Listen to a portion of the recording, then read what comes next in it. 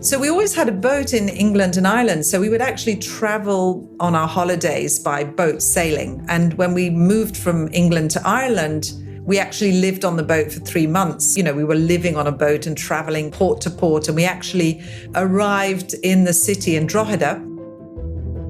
Welcome to a new episode of Most Memorable Journeys.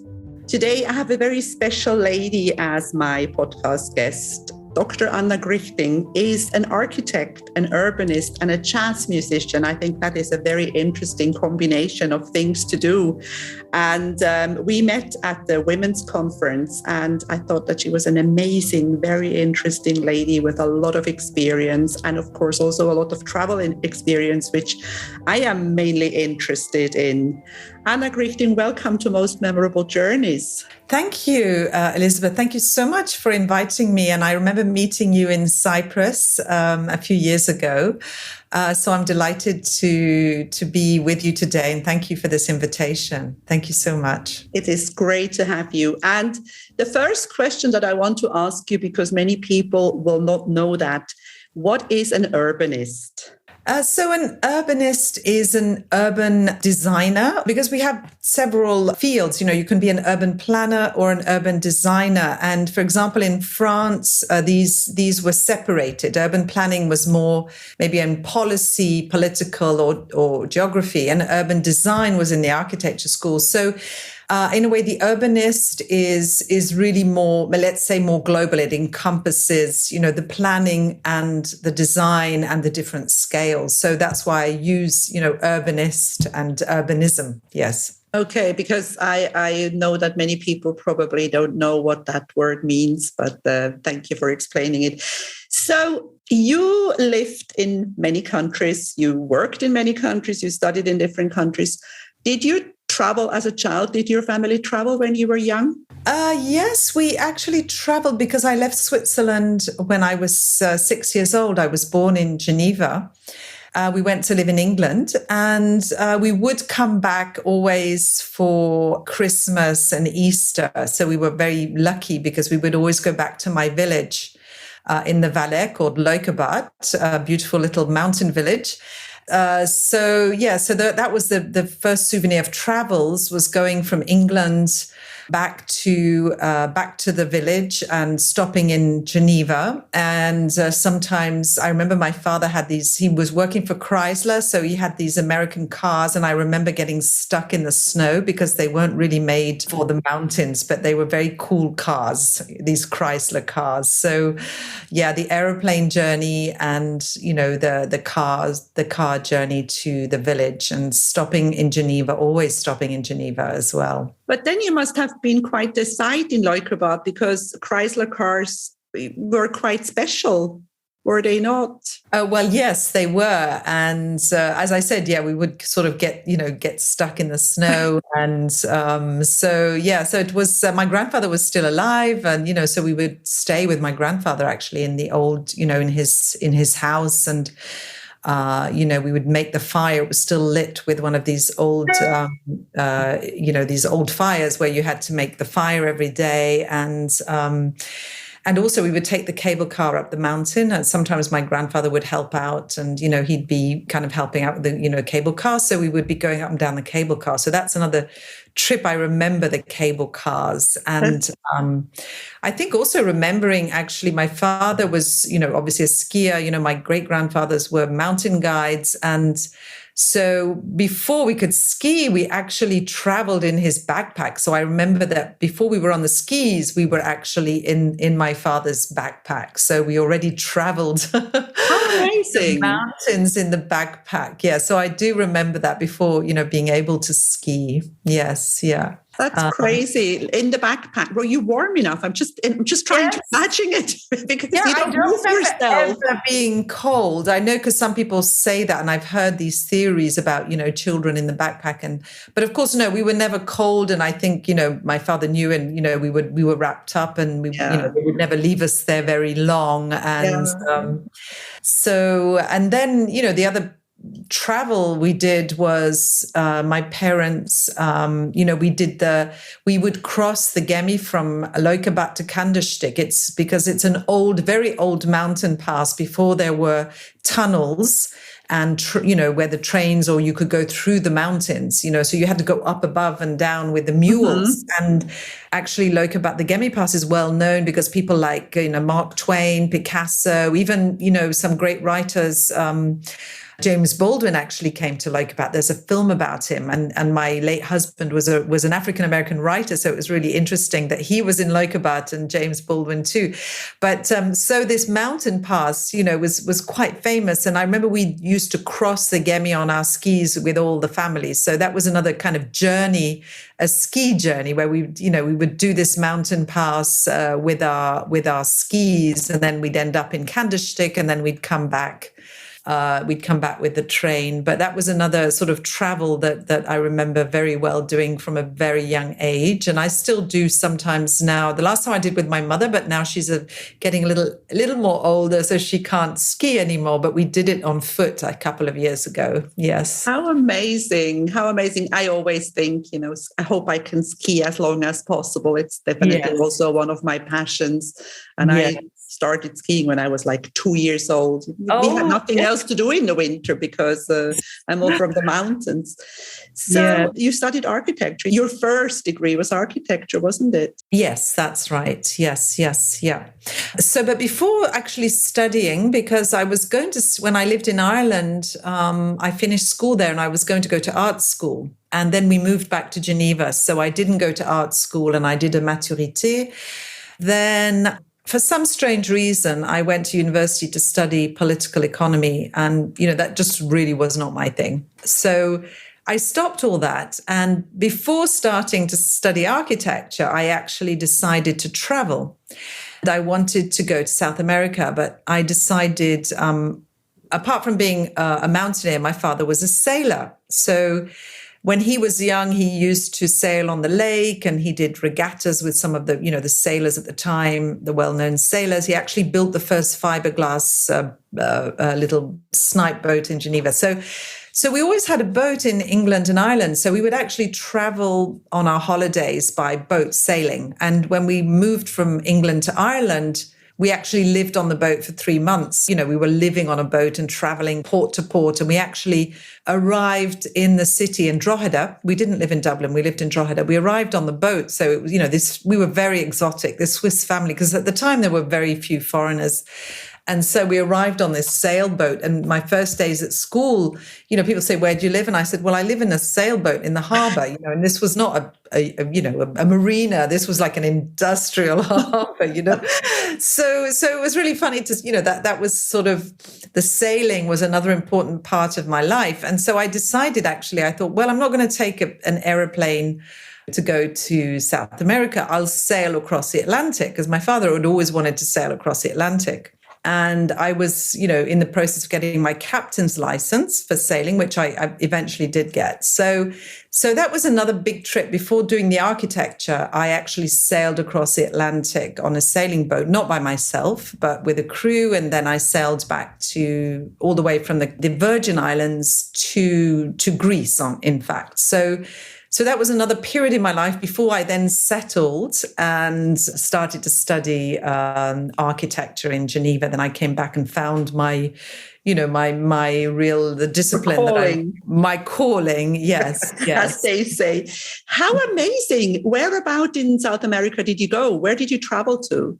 Well, you see, what's really interesting is that because I decided to sail, when you sail across, normally the boats sail in the season, I went to Portugal, then we sailed to the Canary Islands, and from there you sail to the Caribbean. So I ended up actually going to the Caribbean. And what happened is I ended up staying in the Caribbean. So basically I stayed in the Caribbean for 6 months and I didn't get to South America. And then I sailed back on another boat to Greece. So in fact, I never really got to South America. It was more of a year sailing. Yeah. It was really, traveling. And it's interesting because because of my father, I always loved the sea and boats. And I'd actually, when I was younger, I actually wanted to be a marine biologist. And so, there was a real attachment to marine, to the water, to living. And now I love going to swim with dolphins. That's my kind of latest passion, which I guess is linked maybe to the marine biology. And with my students, we've actually worked on designing for turtle conservation. So and I work on blue urbanism. So I've sort of gradually brought, the marine, the life into my work as an architect and urban designer. But the sailing was an important part of my travels.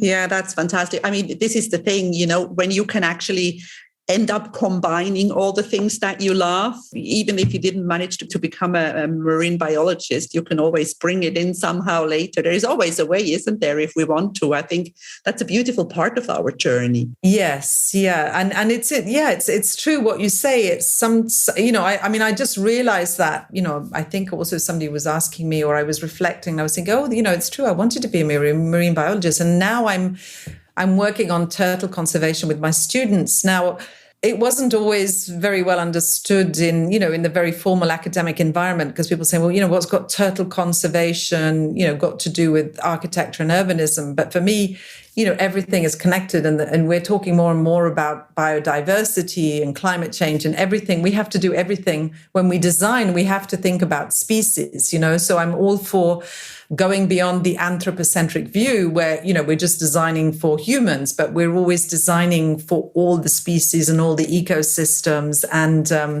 as you say, I kind of saw that somehow I was, bringing this connection to the sea and the marine into my work and finding that connection now.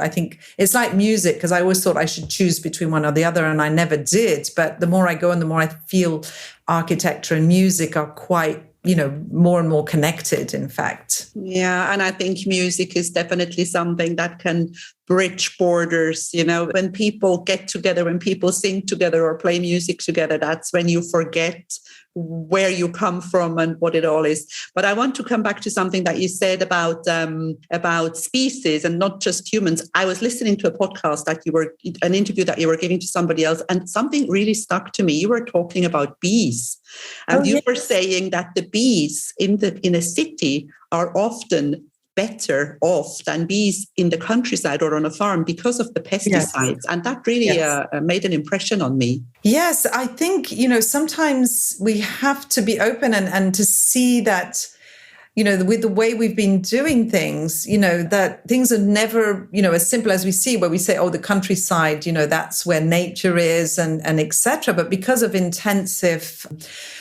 agriculture and farming, et cetera, we've seen these examples, as you've said, with the bees, that sometimes, the biodiversity, especially for these insects and animals, is better in the cities because the countrysides have been, overrun with these intensive, farming methodologies. And it reminds me, because I was working for the Aga Khan Award for Architecture. And I was in Russia, in Tatarstan. This was in 2019. And I visited all of Tatarstan. I was evaluating a public space project there, which actually won the award, the Aga Khan Award. And I was kind of thinking, and it's an interesting landscape, because Tatarstan, I realized and learned, it has a lot of oil, petrol. And I had been in the Gulf, and I was used to seeing, these big structures offshore, and the huge structures. But there you don't see that. You just see this countryside with agriculture. And then you see these little pumps kind of dotted here and there. So it's a very interesting landscape, because, it's not like a big industrial landscape. It's just these pumps here and there. But the butterflies, afterwards I reflected, because of course this was, all these plains with agriculture. And it's then that it dawned on me that it must be the pesticides, that these butterflies, must all be just, dying from the pesticides. And there was so many of them. And, I remember I have pictures in some of my presentations. And yeah, it really struck me. It really struck me to see, to actually see this countryside, beautiful countryside, but then hundreds and hundreds of dead butterflies, Yeah, where you wouldn't expect it at all. Exactly. Yeah. Let's go back a little bit because we jumped here and we came to today. How did you start working abroad? Or did you always, obviously, because you didn't only grow up in one country, was it always your wish to work all over the world? Or how did that come about? I think, yes, maybe, this nomadic part of me came because, very young, we moved when I was 6, and in England, we moved 3 or 4 times. Then we moved to Ireland, then we moved back. So maybe somehow, even though I'm a Taurus, I'm a very earthy kind of sign. Maybe that was something that through my childhood, I was used to moving a lot. It's also the subject, because I became really passionate about borders. This became, actually, it was the subject of my architect's diploma. And my father's, as I said, mentioned from Leukerbad in the valleys, but my mother's from Berlin. I had gone to visit my grandmother there, just, it was the last years of her life. She'd lived before that in the south of Germany, so we'd often visited her. But I'd never been to Berlin until 1987. So, I was already 23, 24 years old. I went to visit her once at Christmas, New Year, because she was on her own. So I said, I'll come and stay with you. And I went to Berlin. That's when I saw the Berlin Wall. So this was my mother's city. My grandmother was there. And so all of a sudden, I saw this wall, I saw this divided city. And on the other hand, I also saw this was my mother's history, somehow, a part of my history that I didn't really know. 2 years later, when I was doing my diploma, my architect's diploma, I decided I wanted to do a project for the Berlin Wall. So I went back there. I was actually in Berlin when the wall fell. I was there at that moment. Yeah, so I don't know, there's some kind of destiny. And I was also born the year that the wall was built. So there was all these kind of moments and these synergies, synchronicities. So as from then, I did my diploma, and then I did my master's looking at how this border had evolved. And I started to look at other divided cities, and I'd lived in Ireland. So obviously Belfast was an example, because when we lived in Ireland, we were near the border, and there was always these, bomb scares in my school. And, so I was very much in this whole border story already. And so for my master's, I started looking at other divided cities. And then when I went on to do my PhD, I wanted to work on a city that was still divided. So that's why I chose Cyprus, and I came there in 2003 because I wanted to apply what I'd learned in Berlin. So I came to Cyprus in 2003, just before the votation for the Annan Plan, actually. And then when I started my PhD in 2004 at Harvard University, I suddenly decided that it was more interesting to actually expand the scale and not look just at the city, but the whole border, which is then what brought me to Korea, because Korea is a buffer zone, a demilitarized zone, like the Cyprus buffer zone.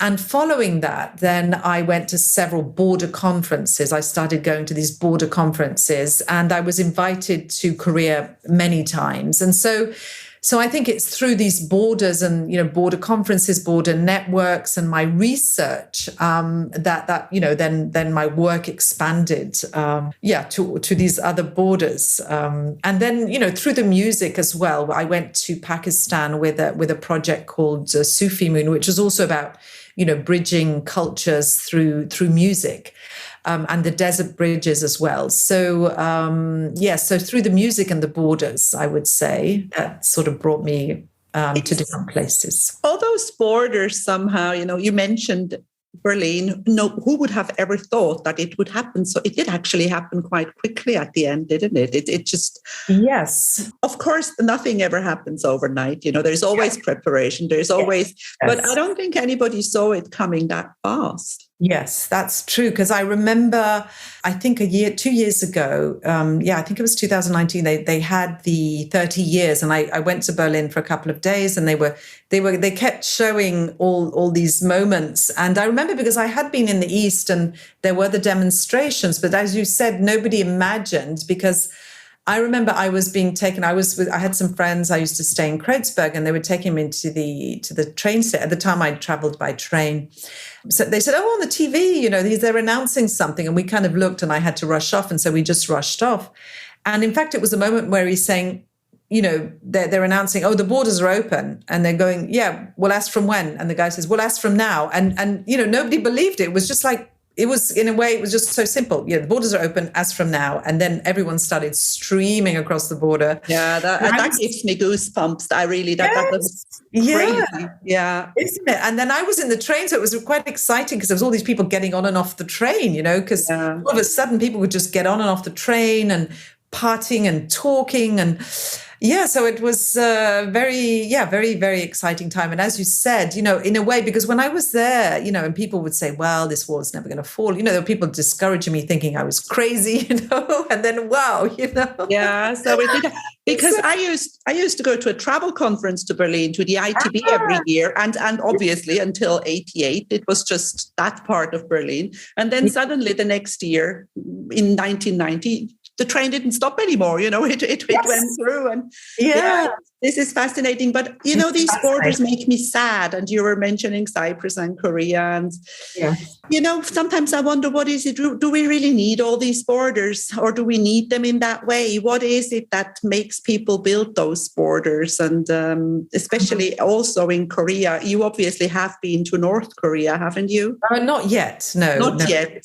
It's it's one of my aims. It's more tricky, going to North Cyprus was easier. Although I remember the first time I went, it was in 2003. So and I remember going back and forth. It was tricky once or twice, before they kind of opened it up. But North Korea is a bit more complicated, but definitely, I'm hoping to go in the near future. Yes, yeah. Yeah, because it's funny because I interviewed somebody yesterday, and I asked him, and I'm going to ask you too, because do you think people are basically good? Are people good?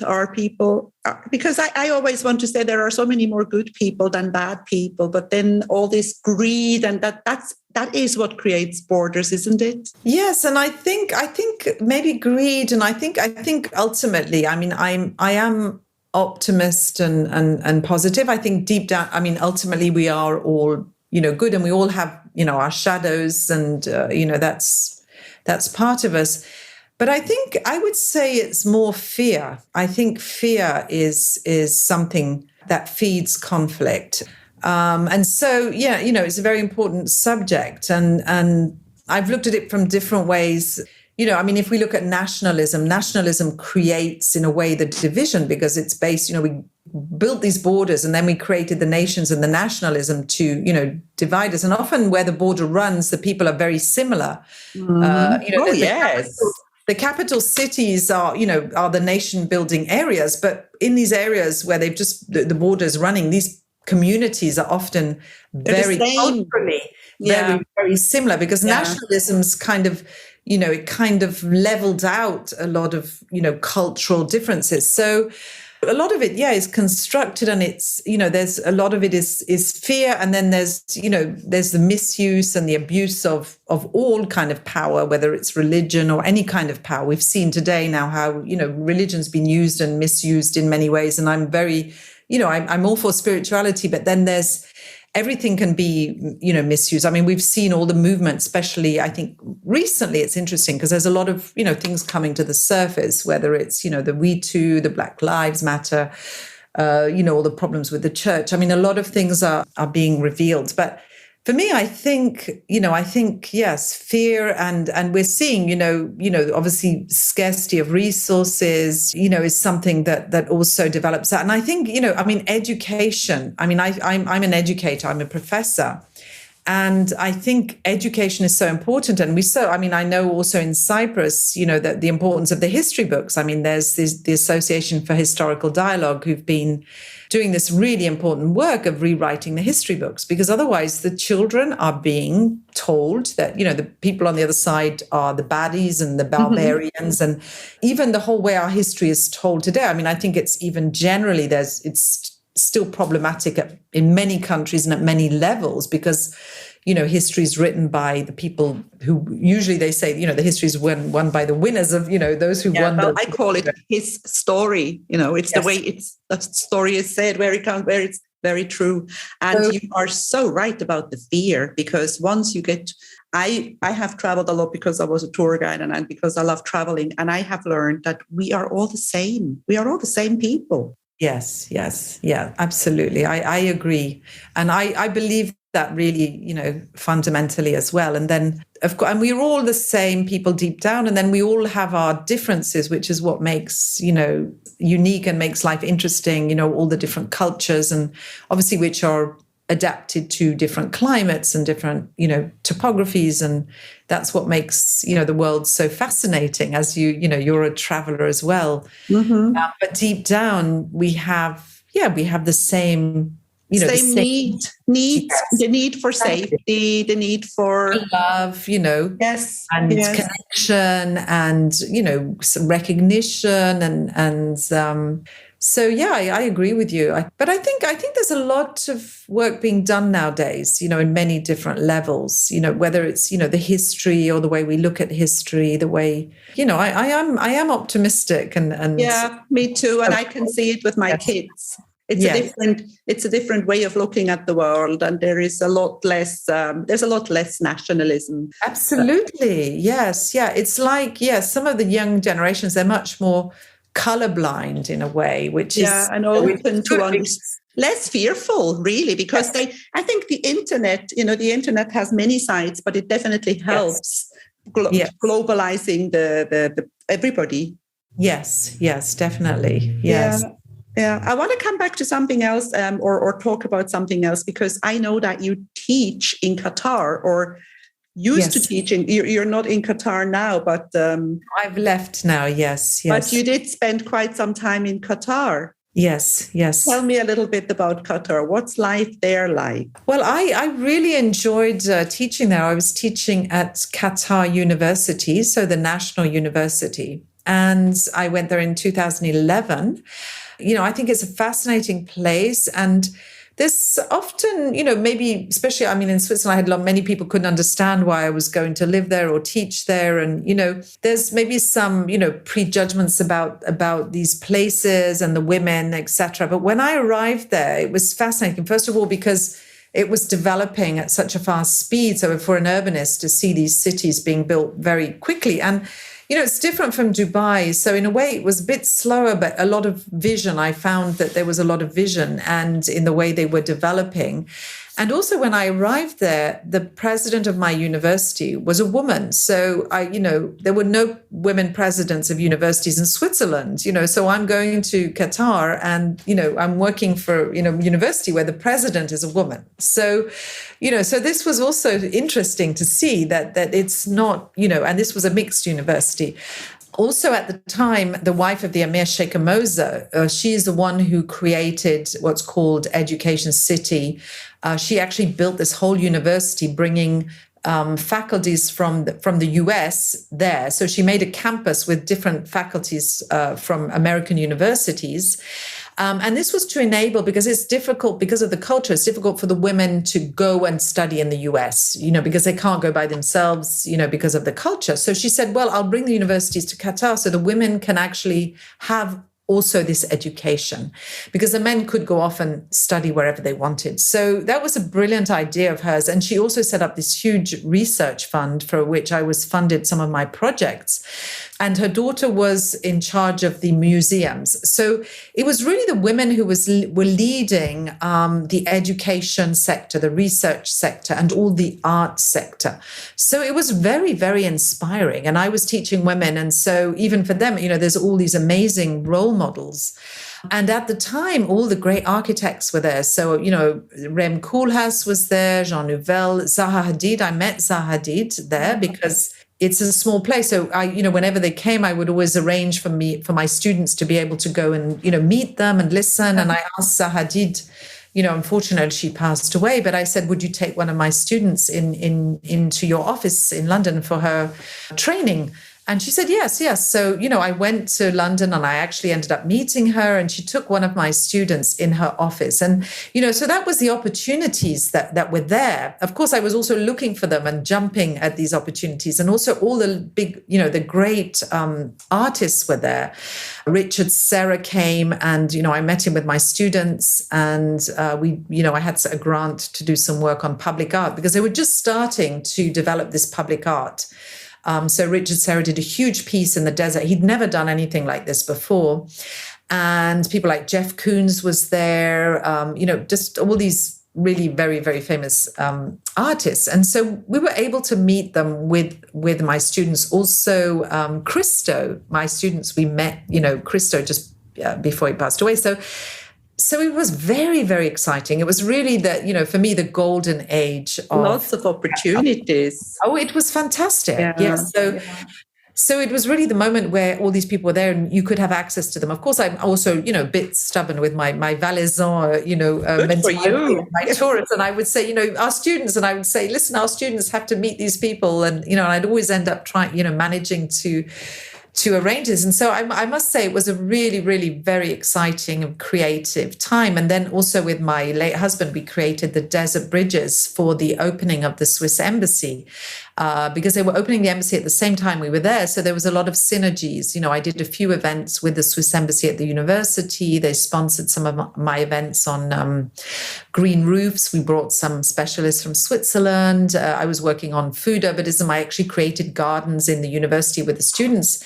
And then we did this musical project, bringing musicians from the US, jazz musicians, and then alphorn player from Switzerland, Eliana Burki. And then we played with local musicians from Qatar, and we did a big concert for the opening of the Swiss embassy. So that was also an amazing opportunity that we had to be able to, to do this performance and create this with the Swiss embassy there. Fantastic. I mean, that is definitely very bridge building, getting all these people. And another thing that I wanted to say about the goal, I think these countries are so often misunderstood by one story. You just hear something, you read something, and then that creates your image. I did all my coaching education in Dubai, and I met some really, really wonderful people in the world. Yes. Another common love I think that we have is Lebanon. You like Lebanon though too? Oh, yes. I nearly went to work there, but in a way, luckily, it didn't work out because it was just in 2019, just before they had this, first of all, the political kind of, and then the explosion. And the explosion, I would have been living just like right in that neighborhood. So I knew there was a reason, but I would have loved to go. I love this country and the people I met there. And maybe it's just not for the moment. Who knows? Well, let's hope it will change, but it's going to take a while because it's really not good at the moment. Yes. Yeah. A question that also came up in my mind. Do you think women are better bridge builders? I don't know. I've never been asked this question. That's really interesting. Yes, yeah. Because I know, we spend time in these women's conferences, and I always feel that we connect very quickly and we connect differently. Maybe. I don't know, because I've been doing this work for a long time, and building bridges is a little bit my work, and I wouldn't want to say, that we do this better than men, but it's an interesting question. Maybe I'll answer by saying that I thought it's interesting that I often refer to the Native American tribes who would, first of all, they always talk about 7 generations. When I talk about sustainability with my students, I said, they would say you have to think about 7 generations ahead when you're making decisions, which is a long way, which means you're really thinking of what legacy you're leaving in the future for many generations. Another thing is, they said, actually, in certain of these tribes is actually that it was the men did the hunting, but it was only the women who were allowed to actually kill the animals or kill anything. It was only the women, because they were the ones who gave life and gave birth. So therefore they knew, the value of life, and they were the only ones who were allowed. So I don't know. I just think that's an interesting thing. That men very interesting. Are allowed to kill, because they say that it's the women, they give birth. And they give life. Yeah, they give life. But otherwise, definitely I'm working actually on a project now with the Women's Federation for World Peace on a space for women and peace and environment in the Korean demilitarized zone. So it's really interesting, because it's really a network of women, and So it's a kind of a new experience to see how we can, bring these ideas. And I think it's important, because I think at the moment we are in a transition, and I think we've been and I know, having been in institutions and universities, and I'm very interdisciplinary in my work. And of course, in these very hierarchical institutions, it's not easy to be so interdisciplinary. And so I think we are transitioning from, patriarchal structures to more maybe matriarchal, to balance them with matriarchal structures, which means also more, horizontal connections. Yeah, hopefully there will be more space for, for women and for this, for this work to be done. And also I think that, the structures need maybe to change in some ways to allow this. Yeah. Time is flying, and I'm just looking at I have a question now, because my podcast is called Most Memorable Journeys. What do you think was your most memorable journey ever? Actually, it's a very difficult question because there are so many beautiful places, aren't there? Yes. Yeah. Well, I maybe there's just a very quick anecdote on an aeroplane, because I think I love, how you meet people on aeroplanes. So I remember coming back to Switzerland from Harvard on the aeroplane with the late E.O. Wilson. He just passed away, and he talked about biophilia, which is our intimate connection with nature. And I just remember this journey, having the chance to have this connection with him, because I'd been asked to accompany him to this conference that I was invited to in Switzerland. So I thought, that was a very special moment to be able to have this connection. And I would say the last trip just that was really magical was going to Hawaii to swim with the dolphins, because I just love swimming with dolphins. And of course, I love traveling for all my work. But I love that. And then maybe once in the DMZ, when I went there with a professor, one trip, he took me to the DMZ and we saw these cranes dancing. And the crane is the symbol of this project that we're developing for women, peace and environment. It's a symbol of peace and longevity. It's an endangered species.